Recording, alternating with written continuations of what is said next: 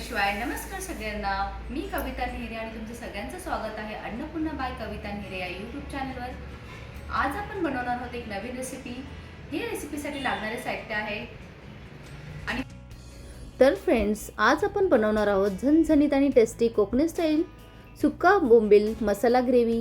ही recipe एकदम सोपी आहे आणि चव मात्र जबरदस्त. चला तर लगेच सुरुवात करूया.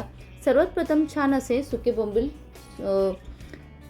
क्लीन करून घ्यायचे, स्वच्छ असे त्याचे तुकडे करून घ्यायचे तुम्हाला पाहिजे त्या आकाराचे, आणि त्याला पण छान असा भाजून घेऊया.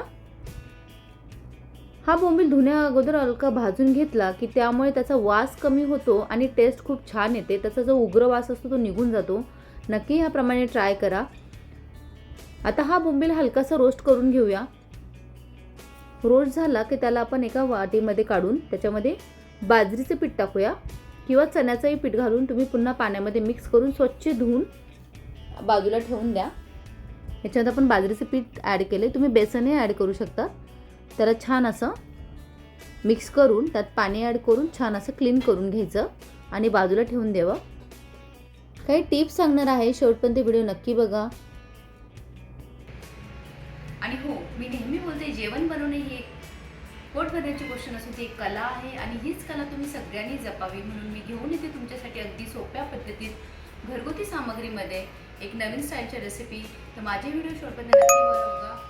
आणि छान असं बाजरीचं पीठ टाकून किंवा चण्याचं पीठ टाकून तुम्ही छान असं स्वच्छ धुवून घ्या. बेसन किंवा बाजरीचं पीठ घालून धुतल्याने फिश आणखीन छान स्वच्छ होतात. यासाठी लागणार साहित्य कांदा, लसूण, कोथिंबीर, आलं, किसलेलं खोबरं आणि खुरसणी. याने टेस्ट खूप छान येते. व्हाईट तिळे ॲड करू शकता तुम्ही याच्यामध्ये. ही खुरसणी आहे. तर चला सुरुवात करूया. मसाला आपण छान असा भाजून घेऊया. तेल ॲड करूया. सर्वात प्रथम कांदा ॲड करून सोनेरी होईपर्यंत आपण परतून घेऊया. कांदा, लसूण आणि अद्रक. हा मसाला छान असा कांदा सोनेरी रंग येईपर्यंत भाजून घेऊया. सर्व मिश्रण ब्राऊन झालं की गॅस बंद करून मसाला थंड झाल्यावर मिक्सरमध्ये बारीक पेस्ट तयार करा. आणि हो, काही खास टिप्स सांगणार आहे. बोंबील जास्त शिजवू नका, तो लगेच तुटतो. धुण्याआधी रोस्ट केल्याने त्याचा वास कमी होतो फिशचा, ड्राय फिशचा. आपला कांदा छान भाजला आहे, त्याच्यामध्ये मी खुरसणी आणि किसून घेतलेलं खोबरं टाकून छान असं भाजून घेऊया. खोबरं छान भाजलं की ग्रेव्हीची चव डबल होते. लसूणही खूप कमी वापरा किंवा जास्त घातली तर चव कडू होऊ शकते. शेवटी थोडं तूप घातलं तर टेस्ट अजून भारी लागते. आपला मसाला छान असा भाजून झाला आहे, तो आपण थंड होऊ देऊया आणि तोपर्यंत आपण पॅन गरम व्हायला ठेवूया. त्याच्यामध्ये आणखीन एक ट्रिक सांगणार आहे मी, नक्की याप्रमाणे ट्राय करा. आता कढई गरम व्हायला ठेवली आहे. मसाला दळेपर्यंत आपण बाकीची गोष्ट सुरुवात करूया रेसिपीला.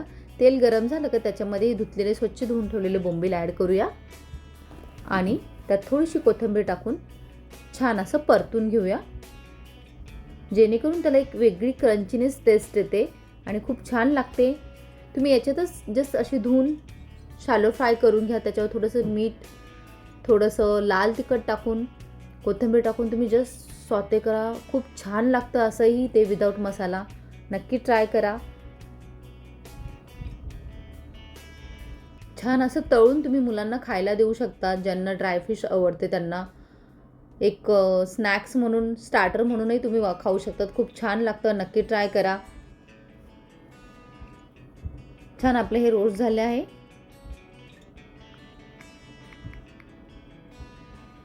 हे छान आपण एक बाजूला काढून घेऊया एका प्लेटमध्ये.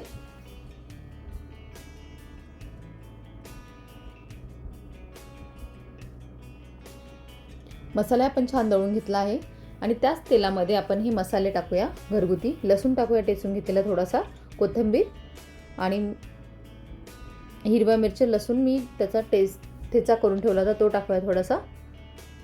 लाल मसाला, हळद, धने जिरे पावडर आणि गरम मसाला. घरगुती मसाले आहे हे छान असे भाजून घ्यायचं तेल सुटेपर्यंत.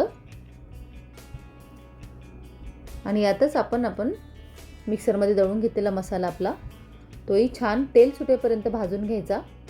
पुन्हा हा मसाला 3 ते 4 मिनटं छान असा परतवा.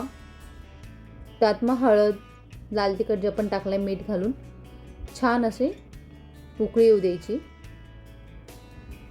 3 ते 4 मिनटं मसाला छान असा परतून द्यायचा.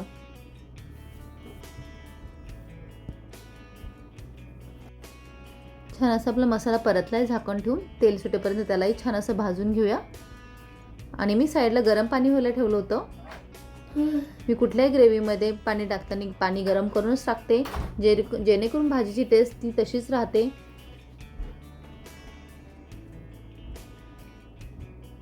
ह्याच मसाल्यामध्ये आपण जे शॅलो फ्राय करून घेतलेले बोंबील टाकूया. तेही छान ॲड करूया. परत मिक्स करूया छान असे.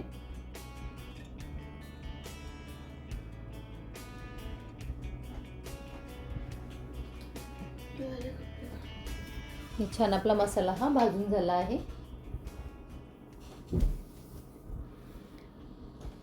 गरम पाणी करून ठेवलं होतं, त्यात मीठ ॲड करूया आपण.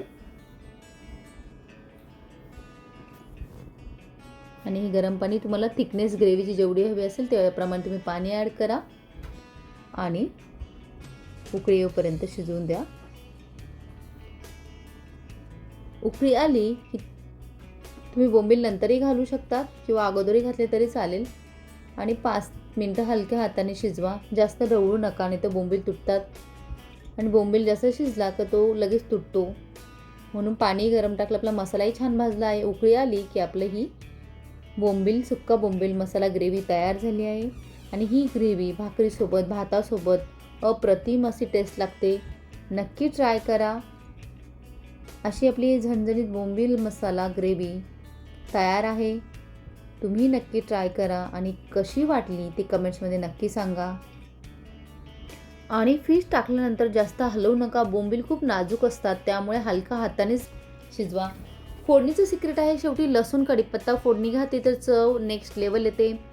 आणि गॅस बंद केल्यानंतर 5 ते 7 मिनटं झाकण ठेवून मगच चव मस्त बसते. नक्की ट्राय करा. तुम्ही बोंबील कसं बनवतात, तुमची स्टाईल कमेंट्समध्ये नक्की सांगा. ही रेसिपी ट्राय करा आणि फोटो मला नक्की पाठवा. मला खूप आनंद होईल. काही टिप्स सांगत आहे. रोस्ट करताना जास्त जळू देऊ नका.